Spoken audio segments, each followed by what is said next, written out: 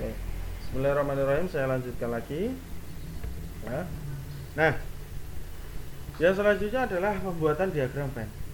Nah, diagram Venn ini merupakan teknik yang bermanfaat untuk melihat hubungan masyarakat dengan berbagai lembaga. Artinya diagram Venn ini namanya juga diagram ya. Ini bisa dibuat dalam bentuk lingkaran atau apa, terserah nanti enaknya Anda memahami seperti apa. Namun pada dasarnya pembuatan diagram Venn ini ditunjukkan untuk mengetahui seberapa dekat ya, seberapa dekat lembaga-lembaga yang ada di desa itu mempunyai kedekatan dengan dengan masyarakat secara langsung. Nah, saya ada gambarannya. Ini gambarannya. Jadi di sini adalah masyarakatnya. Ini masyarakat. Nah, saya di sini menggambarkan ada lembaga-lembaga mulai dari Kartar, PKK, Gapoktan, Kemas, Bumdes. Meskipun ada lagi banyak termasuk dari pemerintahan desa itu sendiri. Nah, pembuatan diagram Venn ini bertujuan untuk mencari sebuah kedekatan. Kedekatan antara lembaga dengan masyarakat. Untuk apa? Ini wisata saja, seandainya kita ke Bali, kita kemudian tidak tahu mana saja tempat yang akan kita kunjungi di Bali, maka kita memerlukan sebuah guide kan, memerlukan seorang guide tour, bukan sebuah tapi seorang guide. Nah, guide di sini kan tujuannya untuk menjadi penunjuk atau orang yang bisa memberikan penjelasan terhadap lokasi yang akan kita tuju. Sama ketika Anda misalkan melakukan sebuah pemberdayaan masyarakat, contoh KKN aja lah.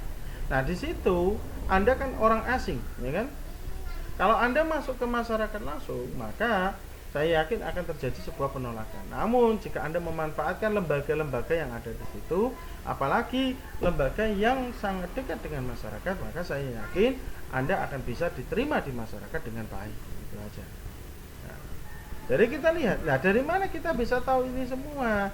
Anda bisa mengetahui ini ketika manakala Anda melakukan observasi atau analisis, dan kemudian di situ Anda tanya bagaimana peran-peran dari lembaga-lembaga tersebut. Jadi Anda bisa tahu. Kalau Anda sudah mengetahui, oh ternyata yang paling dekat itu Kartar, berarti program Anda masukkanlah lewat Kartar. Begitu. Nah, terus kemudian pembuatan diagram alur. Nah, diagram alur ini menggambarkan arus dan hubungan di antara semua pihak dan juga komoditas ya. Artinya kayak yang tadi, ini menggambarkan diagram alurnya. Ada pembuatan diagramnya, jadi ada terlihat. Yang dekat belum tentu ini berhubungan, ya kan? Benar nggak? Nah, yang jauh belum tentu juga ini tidak berhubungan. Karena kalau tadi diagram Venn itu hanya menggambarkan, sekarang diagram alur ini lebih ke arah kontribusinya. Meskipun itu dekat, tetapi kontribusinya itu apa? Apakah mereka itu juga saling memberi atau hanya satu pihak saja yang menerima? Nah, maka inilah yang akan dibahas di dalam diagram alur, yang notabene memberikan penjelasan terhadap diagram Venn. Itu. Oke. Nah, terus selanjutnya adalah penentuan masalah utama atau identifikasi masalah. Nah, setelah transaksi kemudian mapping tadi, Anda bisa menentukan masalah utama. Ya, penentuan masalah utama ini dilakukan bersama dengan masyarakat sebelum adanya pelaksanaan semua teknik PAR. Sebelum ada pelaksanaan teknik PAR dari hasil musyawarah dengan masyarakat. Nah, harus ditentukan masalah utamanya apa. Nah, kenapa? Karena dalam penentuan masalah utama ini itu sebagai model Anda untuk membuat yang namanya pohon masalah. Namanya juga pohon masalah, maka di sini bentuknya juga seperti pohon. Nah, pohon di sini berarti ada sebuah akar. Nah, akarnya inilah yang disebut sebagai masalah utamanya. Nah, kemudian akar ini akan naik ke atas menjadi ranting-ranting dan sebagainya. Inilah yang disebut sebagai akibat yang ditimbulkan dari masalah utama itu.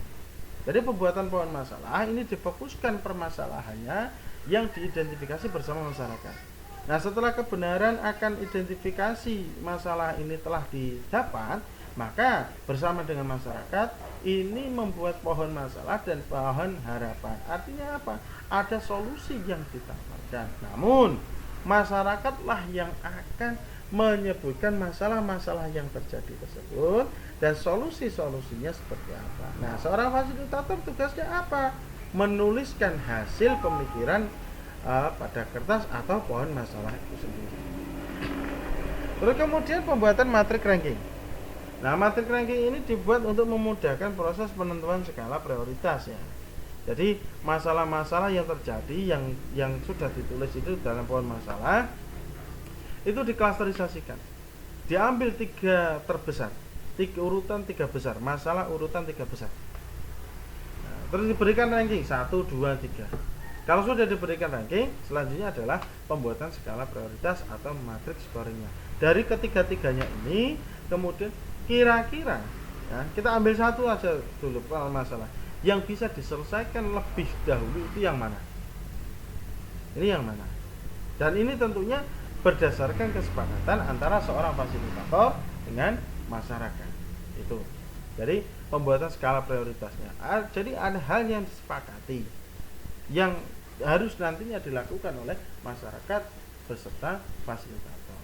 Baik, saya kira itu yang bisa saya jelaskan ya. Terima kasih atas perhatiannya dan assalamualaikum warahmatullahi wabarakatuh.